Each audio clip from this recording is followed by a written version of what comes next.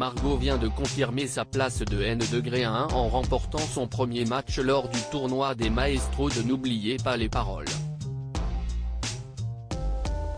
La semaine prochaine aura lieu la finale, la Maestro se confie sur la nouveauté de l'édition 2023. Nouvelle semaine de compétition pour les plus grands maestros de N'oubliez pas les paroles. Depuis 2 semaines, Nagui a décidé de tester les 18 plus grands maestros lors du concours du tournoi des maestros. Mais ce sont pour des associations et en équipe que ces apprentis chanteurs doivent se surpasser. Chaque semaine, 100 000 € sont mis en jeu et la bande qui arrivera au bout de tous les matchs remportera un beau voyage. Ce vendredi soir, Margot et son équipe composée de Violaine et de Louis ont brillé sur le plateau de France 2 face à Jennifer, Charlotte et Geoffrey. La N°1 de l'émission s'est confiée à Télé Loisirs sur ce premier match. Margot essaye de garder sa place de N°1 dans N'oubliez pas les paroles Télé Loisirs. Dans quel état d'esprit étiez-vous, Margot? Très détendue. Je n'avais pas trop travaillé pour le tournoi, parce que si est vrai que vu que si est en équipe, on compte aussi beaucoup sur nos partenaires et puis, on sait que dans tous les cas les associations sont récompensées. Donc il y a moins de pression. Comment avez-vous préparé le tournoi des maestros? Toute l'année, j'écoute des playlists passivement, mais moi je suis plutôt de l'équipe qui travaille au dernier moment. Je pense que je ne pourrai pas travailler toute l'année parce qu'il faut aussi que ça reste un plaisir et je sais que pour moi, ça fonctionne bien comme ça. Qu'avez-vous pensé des nouvelles règles du jeu? J'ai trouvé ça super cool, parce qu'on se disait avec les autres maestros que c'était déculpabilisant. Il y a beaucoup de chance et donc au final, on se dit, bah si on fait un peu n'importe quoi, ce n'est pas de notre faute, si est la faute des règles. Ce n'est pas mal et puis si est toujours bien d'avoir un peu de nouveauté pour ne pas rester sur ses acquis. En fonction des épreuves, on s'arrangeait pour dire, toi, tu es meilleur sur les trucs pas très connus. Du coup voilà, on a essayé de bidouiller des petits trucs comme ça quoi.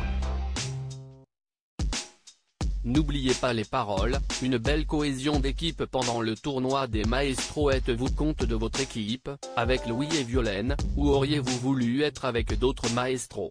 Franchement, tout aurait été cool. Après si est vrai que Louis, c'était le tout nouveau du tournoi et puis on avait eu l'occasion de pas mal sympathiser, parce que souvent on se voit la veille des tournois, et puis j'avais vraiment bien accroché avec lui, donc j'étais super contente. Et puis Violaine pareil, ça fait longtemps que je la connais mais on n'avait jamais eu l'occasion de jouer ni ensemble ni l'une contre l'autre, donc du coup si est cool.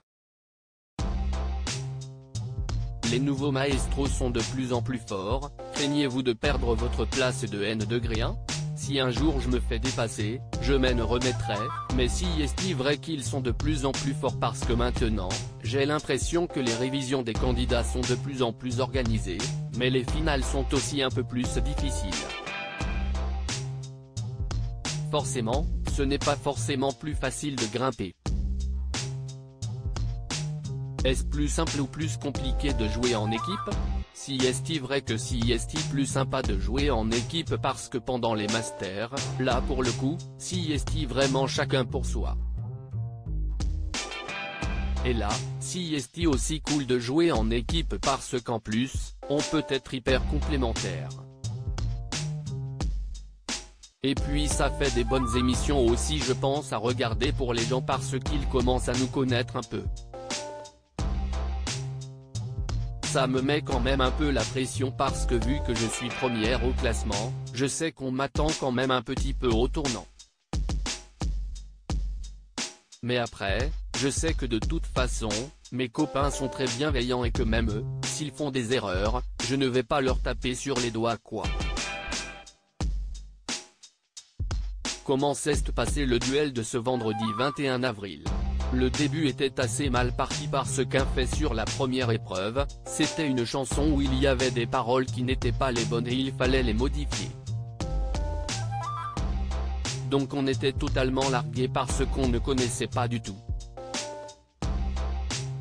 C'était une chanson de Mireille Mathieu, bravo, tu as gagné, mais par chance l'autre équipe ne la connaissait pas non plus. Donc du coup, c'était un peu cata et puis si est vrai que moi, pour mon match, je n'ai pas eu trop de chance non plus contre Geoffrey. D'ailleurs j'avais déjà affronté Geoffrey pendant mon parcours initial en 2020, donc c'était marrant de revenir ensemble. Au final, ça s'est très bien passé parce qu'on a gagné et on a récolté les 100 000 € pour l'association, mais rien n'était gagné. Et on sait que l'équipe d'en face est très forte.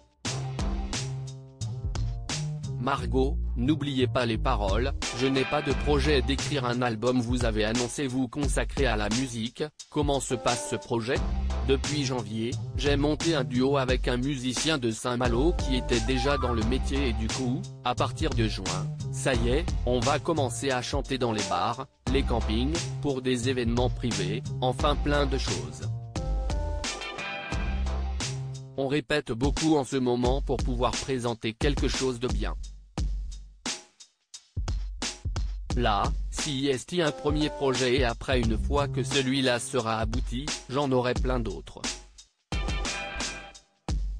Pour l'instant, si est ce qui m'anime en tout cas. Souhaitez-vous chanter dans de plus grandes salles et même composer votre propre album? Ce n'est pas forcément ce que je souhaite, ça me va en vrai de chanter dans les bars. Je ne suis pas en recherche de notoriété, en tout cas pas plus de ce que j'ai en ce moment. Je n'écris pas de chansons et puis, je n'ai pas de projet d'écrire un album, après ne jamais dire jamais, peut-être dans quelques années.